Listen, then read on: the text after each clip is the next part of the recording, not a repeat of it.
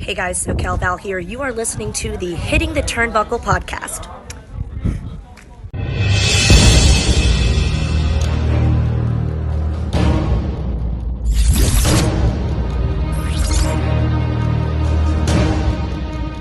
Welcome to a special late edition of the Hitting the Turnbuckle podcast. I am your host, Adam Cousins, and tonight I nearly got myself in a ton of trouble.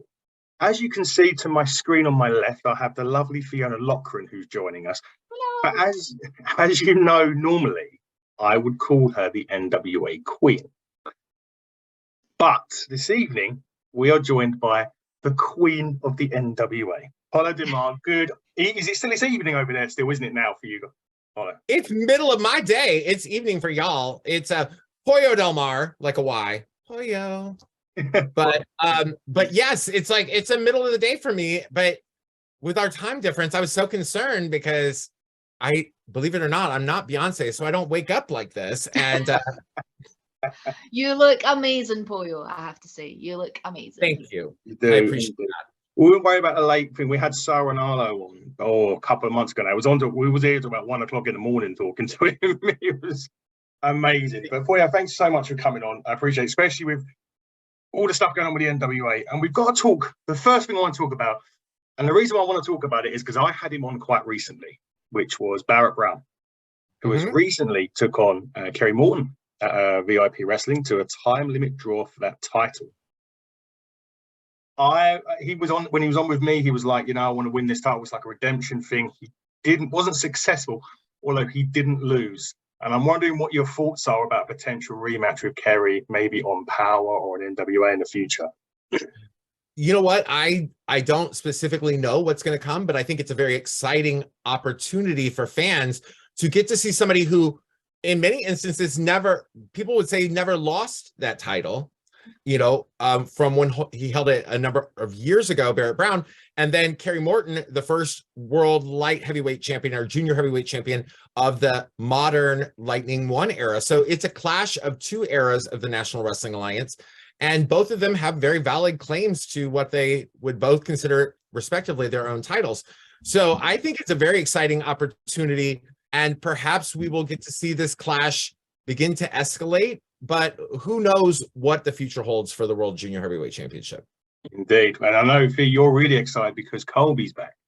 Oh, I love Colby. I'm so excited to see him back. So yeah, I'd be up for a little tussle watching him and Kerry against each other. Kerry's going down in my books at the moment. I'm not liking the attitude from Kerry at the moment these days. I'm like, not so keen on you anymore, pal. So I'd quite like to see. Interesting change, isn't it, Fiona? Like watching Kerry Morton evolve from this person that we've always loved his father. We welcomed him into the world of professional wrestling.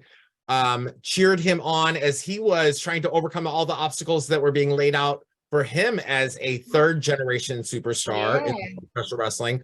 All of these people who were contentious towards his claims of stardom, saying that he was only succeeding based on his father. And then all of a sudden, change of attitude where we don't know exactly who is Kerry Morton anymore, right? Exactly, but even Ricky's a little bit kind of seesawing at the moment as well these days, and so I'm intrigued to see where they're going to go. I thought the Crockett Cup, their matches in the Crockett Cup were great. I don't know. I've kind of gone, I don't know if I like this version of Kerry and Ricky right now. So we'll see. Be interesting. It's one of those things where everything is unfolding in front of our eyes. None of us know, even those of us who I consider myself a friend of Ricky and Kerry, and I don't know what's going on in their lives. I don't know what's going on in their minds. I do know that Ricky Morton has traditionally been one of the kindest people that I've ever met, and his attitude and treatment of me has never changed or never wavered, but certainly the way I think that he is responding or reacting to fans is a little bit different right now. Yeah. Very much so. It was my first Crockett Cup that I watched. Fiona has been literally the reason we've started this. So she's gone. I used to see her on Twitter with a post in front of her TV, and it said she said NWA Power was on, and I was like, what? NWA? I remember it from years ago when I was watching, before WCW and that come along, and I was like, Okay, this is something new or newish because it's an old school setting, but with new school talent. And then yeah, I saw that for a little while, and I was like, "Where do you watch this, V?" And she's like, "It's on YouTube." And I think that's probably one of the smartest moves that Billy could have made, putting it out on a platform where you don't necessarily have to watch it live. You can watch it like, for example, I watched Power, excuse me, on my lunch break the next day. So I don't have, but I think it was a very smart move. Do you agree on that?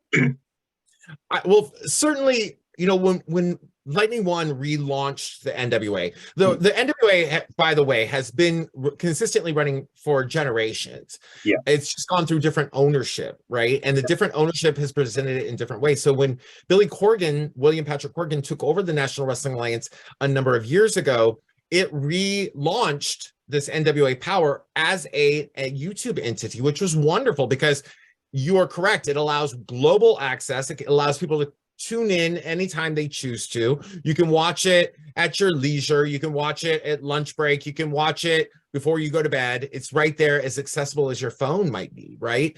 And that is something that's wonderful. It's also global. Like, one of the things that we often will see other promotions struggling with is, how do we get our product available in the United Kingdom? How do we make our product available in Australia? We are globally accessible because it's on YouTube every Tuesday. And, you know, they can participate whenever they choose to. And of course, a lot of that will then be shared on social media. So it's very accessible. I think that it's wonderful. It was a challenge for us, I think, when we wanted to move it over to Fight TV, and that was a trial and error situation. Like, will this be better for us? Will it not? And ultimately, I think the decision was made that we want to be as absolutely accessible to our fan base as humanly possible. Yeah, I think you do a great job of that. Coming over to the UK though, that's got to happen, surely, Fee. Maybe one day. Who knows? Yeah, we've got Fee, your turn for a question. I don't want to do all the talking. You've got some questions, surely. No, I don't even know where to start. Like, obviously, you've been involved with NWA for a little while. You kind of came on board, was it with the first Empower? That was your first kind of first foray? Talk to me about the locker room, for example. Everyone that's come on has spoken so highly of the locker room. How welcome were you made to feel? Who are your friends? Who do you hang out with? I just want to know all that sort of stuff. So, do you mean, when you ask about the locker room, do you mean it Empower specifically, or do you mean just in general? Like, yeah. Well, first of all, I will touch on the Empower locker room. You know, it was a unique situation because I was the only non-woman, you know, involved basically in that entire pay-per-view. And that was something that I was like so afraid to, like, I was like, oh my gosh, am I intruding? And every woman across the board was like, oh my God, we're so excited. We're so excited that you're here. And it was just, that was a gorgeous introductory experience. Yeah. And then of course that was followed by NWA 73, I believe 73. Yeah, it was 73 that year. And so I had the opportunity to just be part of from go. And after that introduction, then I just kept hanging out. Like, they didn't have a role for me in on air, but I just kept hanging out. And our locker room is really incredible. I will tell you that our locker room is so incredible. We travel together, obviously, like we all come from everywhere and gather up when it's time for like our next television taping is on July 9th in Chicago. And I'm super excited because I get to see my friends, and everyone is like a family reunion or like a high school reunion.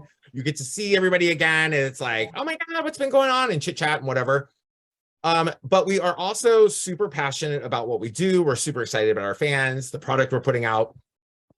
And I would say that for me, like, I'm very lucky. I feel like I just have always been like a little bit of a chameleon. So a social butterfly. So I'll just like flutter from one table to another and like stop in and talk.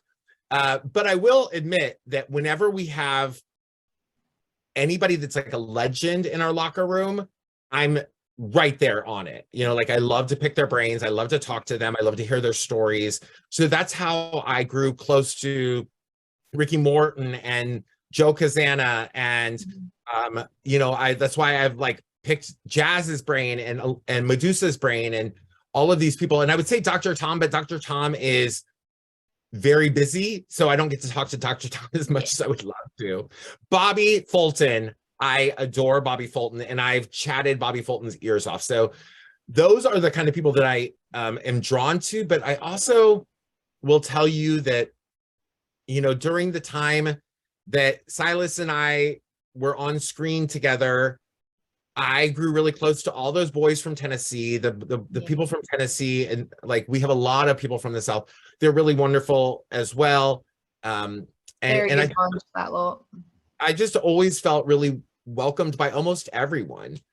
People, I will tell you, two people I miss dramatically in our locker room, Matt Taven and Mike Bennett, and Taryn Terrell. That's the third. I miss her so bad. I love Taryn's character. Just she was just so out there and so full on, and I don't know how she could walk in those shoes every week. Like, I was at the tapings and I was just like, how is she still standing? Honestly, incredible. I love Taryn Terrell is, I would have to say this goes for all of our women's roster, but like I think there's like this thought in your head like, oh, these women are beautiful and they're going to be evil and mean and terrible, whatever, like I think that's people's thought. And our women are so gorgeous and so fun and so down to earth. Maybe it's just because I'm a drag queen and I just like sort of like fit in with them, but it is, I just think they're amazing. And Taryn, if you see this, come back to us. I miss you so much. I miss her so much. We were talking about, we talked to Angelina Love actually, a couple of weeks ago now, wasn't it? Yeah. She was saying that she had pretty much one of her best matches in NWA. It was against, was it Camille? Camille. Yeah, and she was at the hardcore match. Was it the hardcore match? Yeah. In Tampa this year, that was incredible.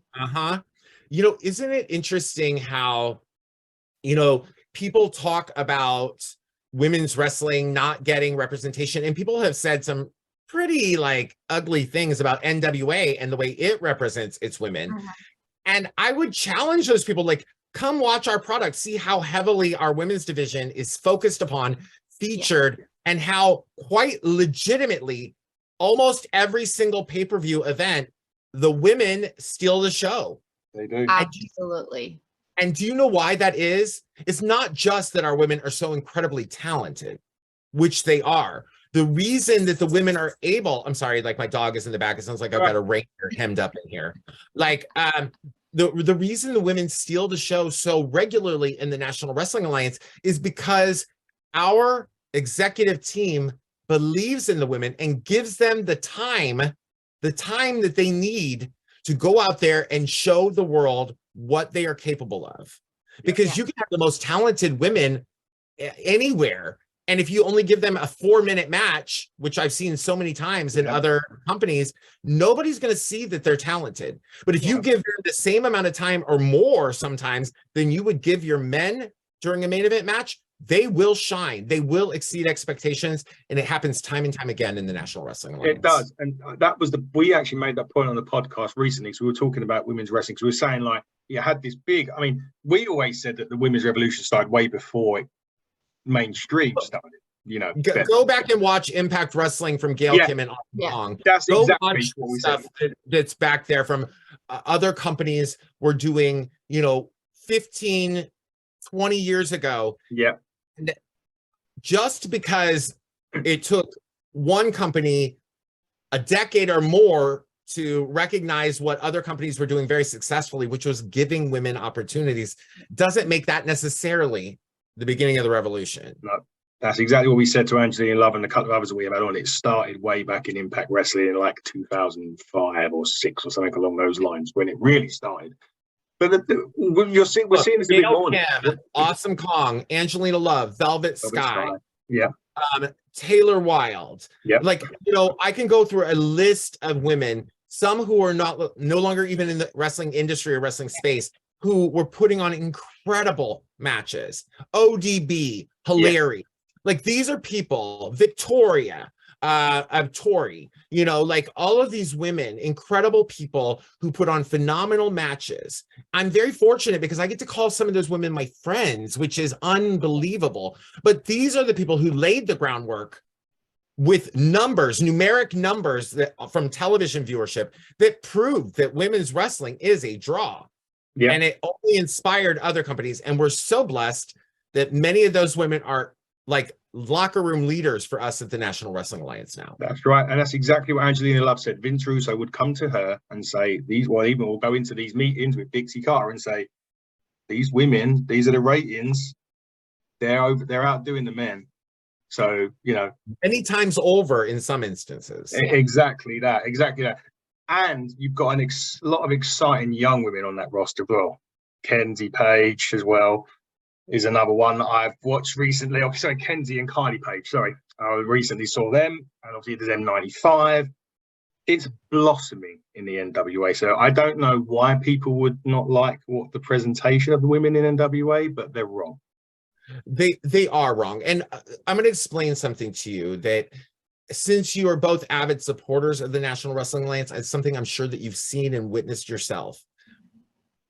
People who speak poorly of our product, especially the people who speak poorly about the presentation of women or minorities or whatever, almost 9 times out of 10, if you ask them outright, just confront them and say, what is it you do not like about this? They backpedal and go, well, I haven't watched it in a few years. Yeah.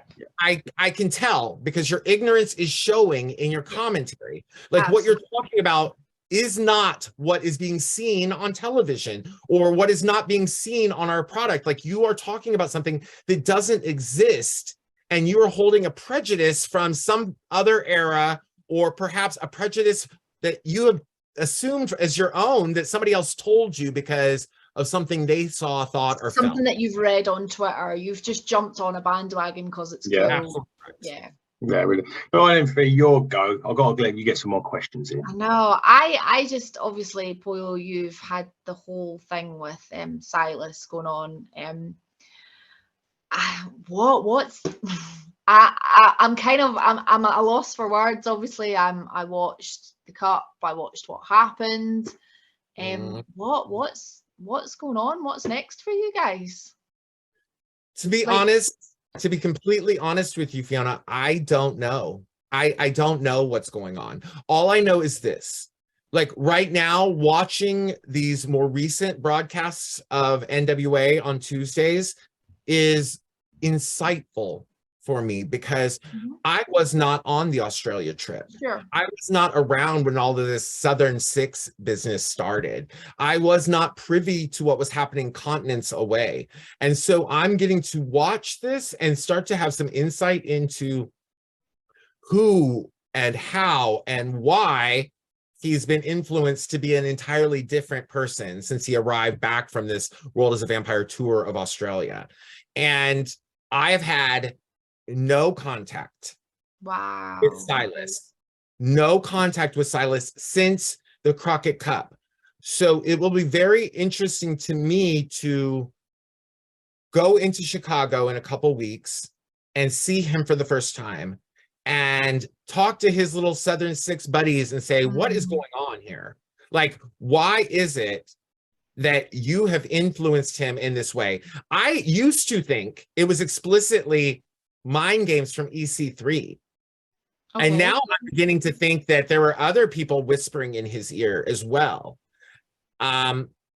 So I don't know how it's going to play out. I'm not certain of that. I would like to think that we can have a conversation like mature adults and iron these differences out, because what we shared together is obviously extremely unique.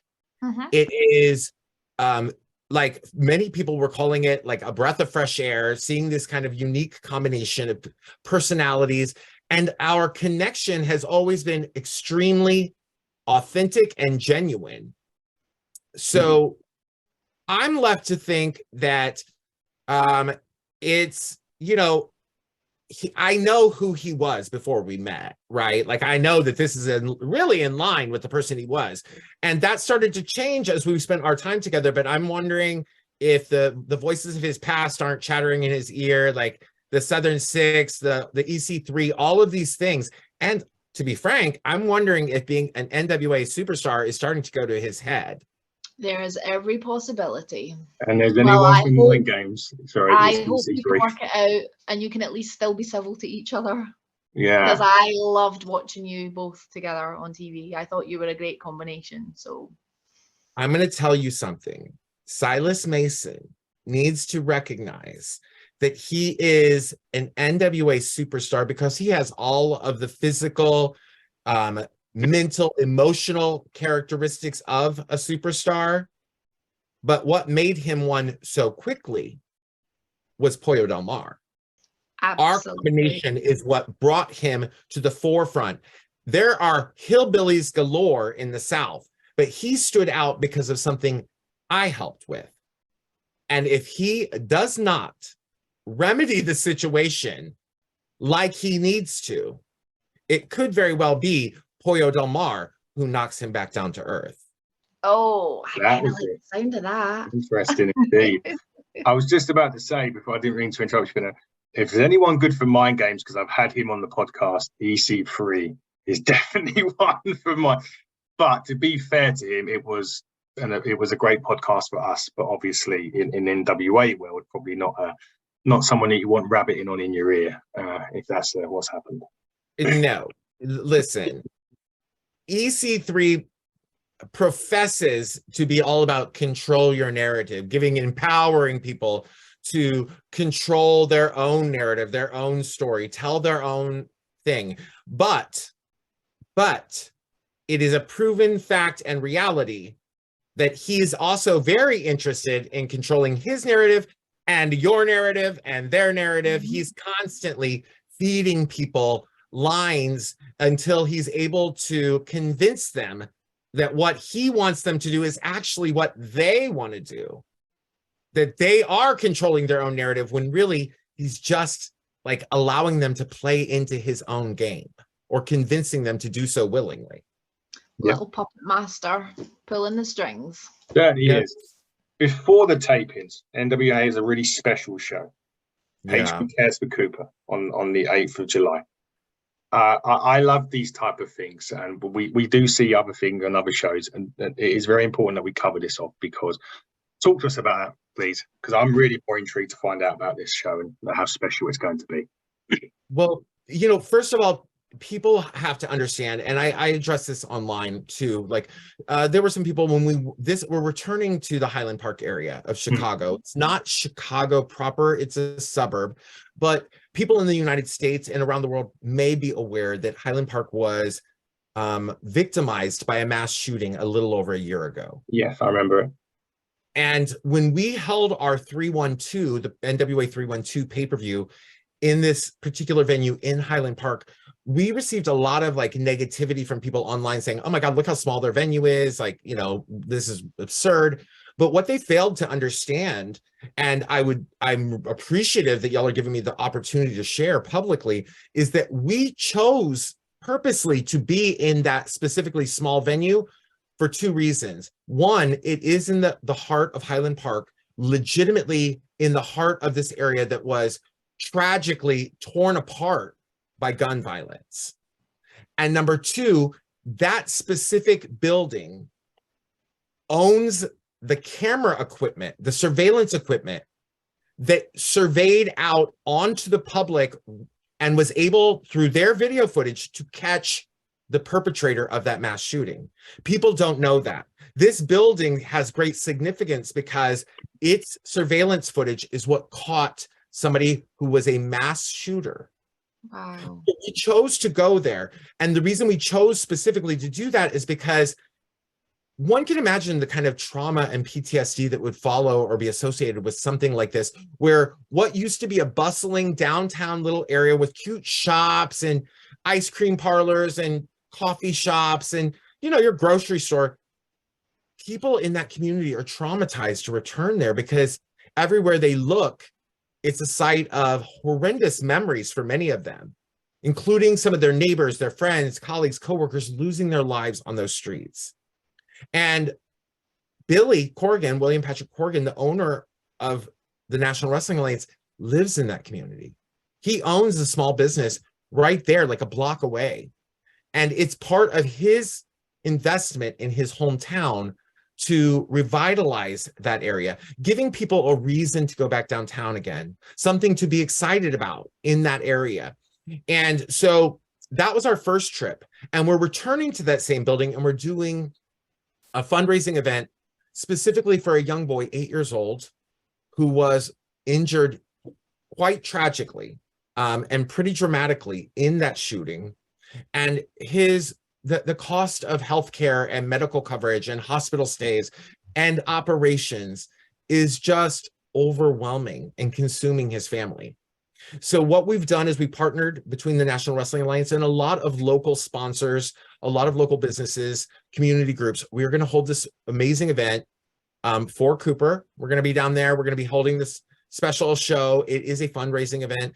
And we're all very, very excited to be giving back to this community, especially a young child and the family of not one, but two children who were both injured in this shooting, but to varying degrees. One is recuperating much more quickly. The other has a longer road ahead for him. And we just want to let them know that the community is there for them. And there's love for what they represent and what they're experiencing, even outside of people who know them directly or personally.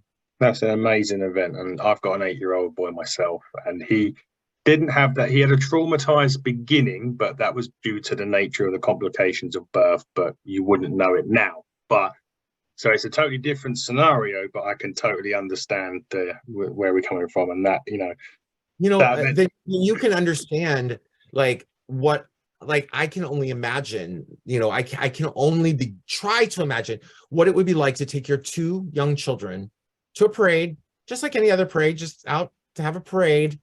And then all of a sudden gun violence breaks out. People are dying around you. Both of your children are harmed, one very critically.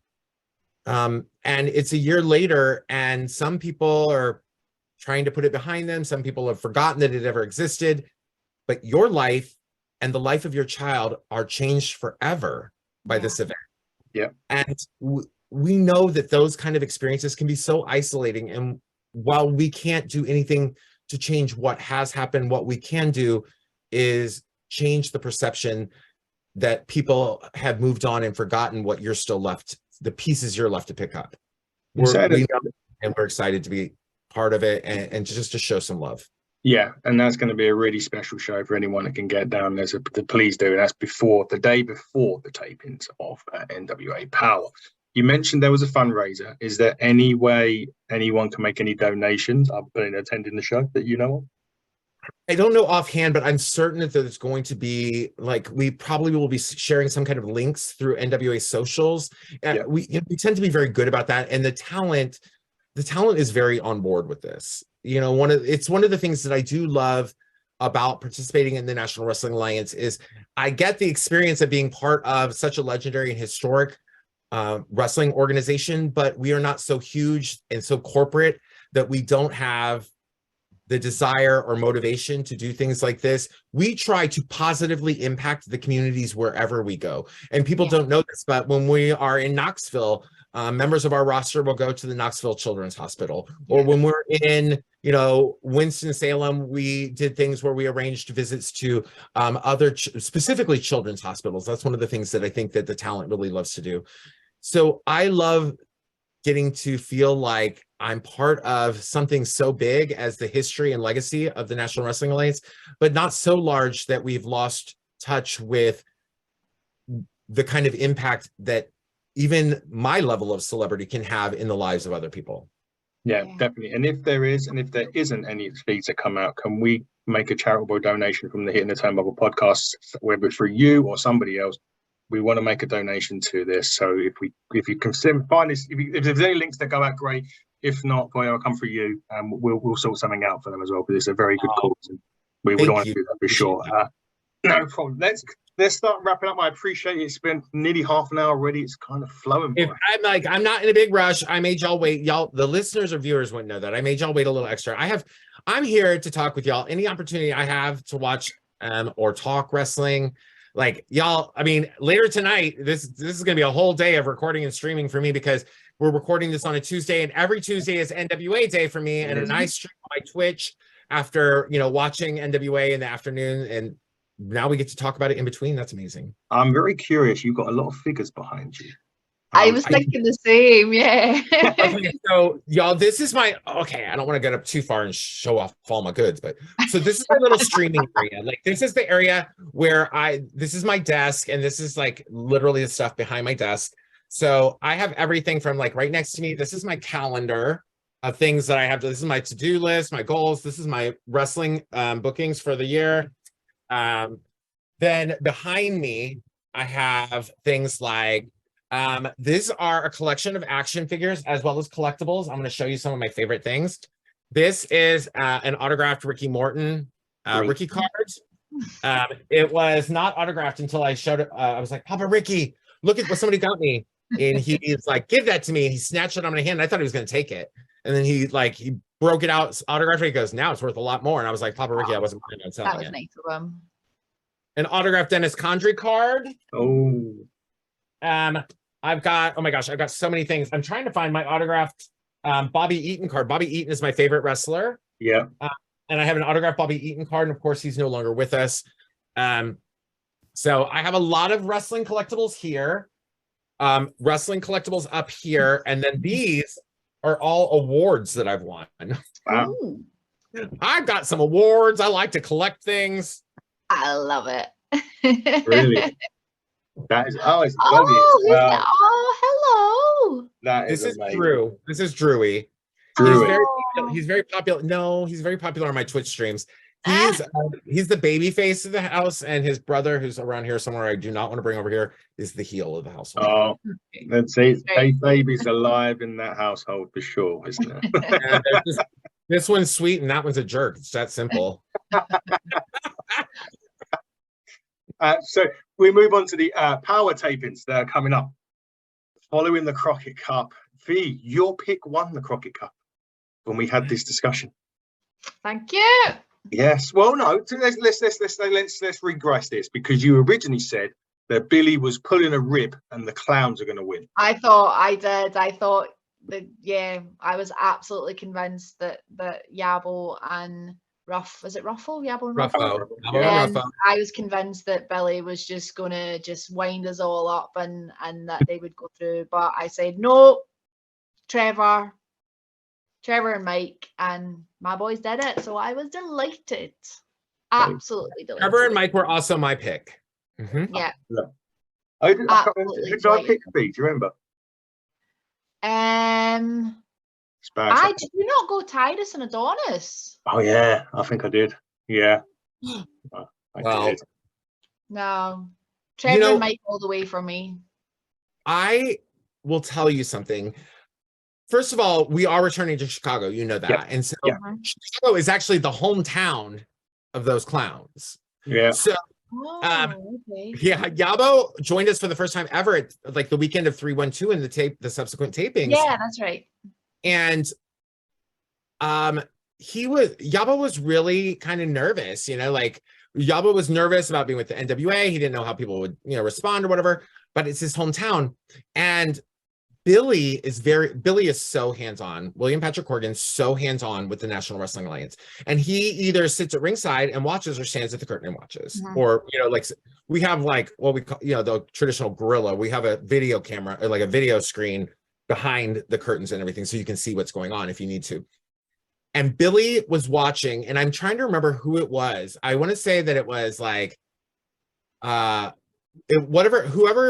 Yabo's very first opponent was. Billy was watching, and Billy was like, I feel like that was the match of the night. This guy's incredible. Billy loves those clowns. Billy does. And if the secret to success in the NWA is, if Billy can trust you to go out and deliver whatever that is, and you go all in and give 110%, Billy loves it. I think that the only time people might have an issue with Billy is like, some people I'm sure have creative differences with him or whatever, but I've always experienced that Billy loves the talent that is not afraid to just go like balls to the wall, so to speak. Like, just, you know, Just be like, go for it. Like, we're going to do this. Yeah. He definitely, it certainly still feels that way. And I love the roster there, because there's obviously there's people that I know from other companies that moved, you know, Chris Adonis was one of those guys that I was always like, so underutilized where he was previously. And he's getting an opportunity, even your good buddy EC3, is getting an opportunity to shot. But you are seeing these guys that, you know, didn't necessarily have a good run, but maybe wasn't used in the right way, are now coming to NWA and being used in the right way. It's beyond that. I just want to state, like, I've said this in more than one interview, and I'm going to just keep saying it because I need people, wherever they may be listening, to hear this message. You know, people have whatever they want to say about our roster or the size of our company or whatever. I'm telling you, if anyone random out there just came into our locker room one time for backstage at any TV taping or anywhere we go on the road, they are going to be shocked to walk through those curtains and see how many people that they recognize, or how many young talents that want to be recognized are back behind those curtains because they want an opportunity to be part of and wrestle for the National Wrestling Alliance. We have like people who've never even made it onto our broadcast yet, who keep showing up because they are incredible talents who want an opportunity. And I think that speaks to the fact that people want an opportunity someplace like the National Wrestling Alliance, where they can bring their own ideas to the table, where they can bring their own identity to the table, where they can have a bit of control over what it is that they are doing creatively, or the way they're perceived by the audience. I think that it speaks really highly of us. Our locker room is crawling with people. If you think that the talent you see on broadcasts is impressive, you should see the talent you actually don't get to see, because it just adds an extra layer of, wow, I did not know. Yeah, definitely, for sure. And we don't see, as you said, we don't see some of those people. So we hopefully we will, and that'll be even better for us. But before we start going up, tell everybody, where can they get hold of you? You're a busy person. You mentioned all your appearance. Plug your appearances, plug yourself, plug whatever you want for the last couple of minutes. Go for it. You know, predominantly, I want people to watch this and tune in to the National Wrestling Alliance.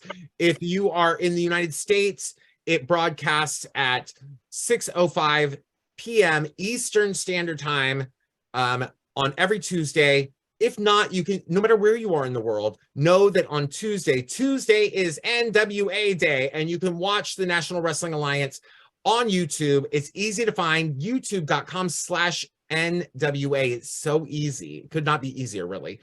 I love to stream current and classic NWA content every Tuesday myself. I do that at 6:05 p.m. Pacific Standard Time, which is 9:05 Eastern Standard Time. So, and for y'all, unfortunately, it's incredibly late. I'm so sorry. We start streaming in the middle of the night. But I love to do that. You can also follow me on all my socials. Most of my socials are Pollo Del Mar Fans. That would be Instagram, Facebook, and TikTok, Pollo Del Mar Fans. And then my Twitter is the Glamazon PDM. I may have to end up changing all of those at some point, but that's where you can find me for now. And I love to engage. I love to talk about pro wrestling. You don't have to agree with me. You just have to be respectful to me. Like, I'll be respectful to you if you're respectful to me. So those are the basic places to find me. Of course, please support NWA. Oh, and by the way, if you're watching, I got to say this. Go to the National Wrestling Alliance, go to nationalwrestlingalliance.com, and up at the top, you'll see a little tab that says magazine. Click on the magazine and click through some of the amazing articles that we have featuring and showcasing some of our incredible NWA talents. We're the only company that has its own magazine style product online. Everybody else just relies on all the dirt sheets to spread the news, but we spread the news ourselves. There you go. I've looked it up myself. Fee, you're a busy lady. What tour have you got coming up with Inside the Ropes? What are you doing? Come what on. have I got? Don't Okay. mention my bit though. I've got to do that. So July the 16th, we have a show in Glasgow with Gangrel. And then so a one night only with Gangrel, which is a Sunday afternoon. There is still tickets available at that. That's itrtix.com. In September, we are going on the road across Ireland and the UK with none other than Eric Bischoff, which I am beyond excited for. So we've got 5 dates in Ireland and the UK with that. This weekend, Premier British Wrestling are in Dumbarton for quite a big show. I'm emceeing that and hosting that show on Friday night.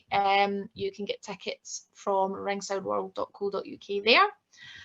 Saturday morning at 6 o'clock in the morning. I don't know what time that is for you, Pollo. Sometime on Friday evening. I'm flying down to London. In the morning for you is 10 p.m. my time. Pacific. So 10 p.m. Friday night, your time, 6 a.m. my time. I fly down to London for the weekend. It's WWE Money in the Bank weekend. I will be with the Hooked On Wrestling team.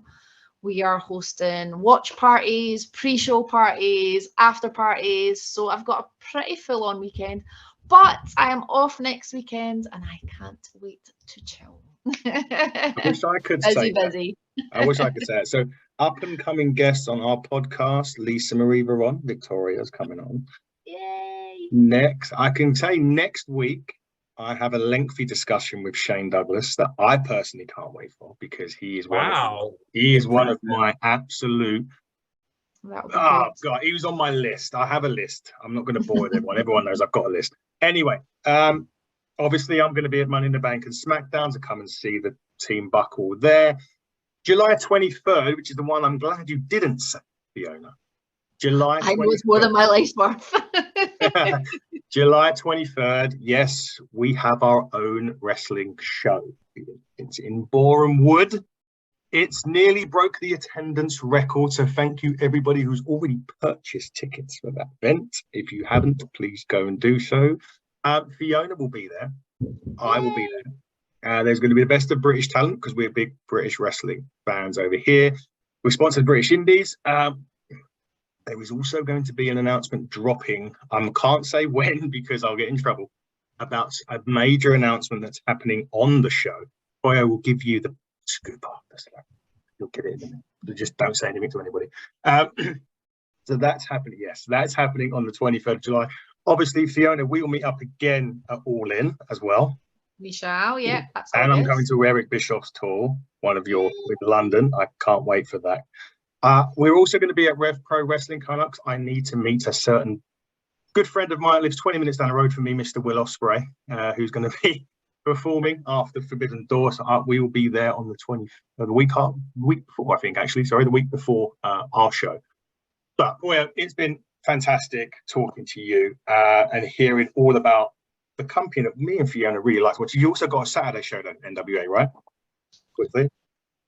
Is there a Saturday? Is there a Saturday show as well? We are looking at what we're going to do with that time slot. I don't know. We haven't filmed the NWA USA in a couple of rounds. In a while, yeah. It has been a minute, but I think that I'm not privy to say anything, but there's something super exciting, like very big deal coming in the near future. There we go. To keep your eyes on the prize, so to speak. But ladies, it has been fantastic talking to you, Pollo. Fiona, it's always been lovely talking to you. This is in the Turnbuckle podcast. I am off to get some shut-eye, and I will speak to you all again. We're back tomorrow. It doesn't stop. Buckle up. Interviews starting tomorrow, guys. Pollo, thank you. Fiona, thank you. This has been Hitting the Turnbuckle podcast with myself, Adam Cousins. And until tomorrow, guys, stay safe.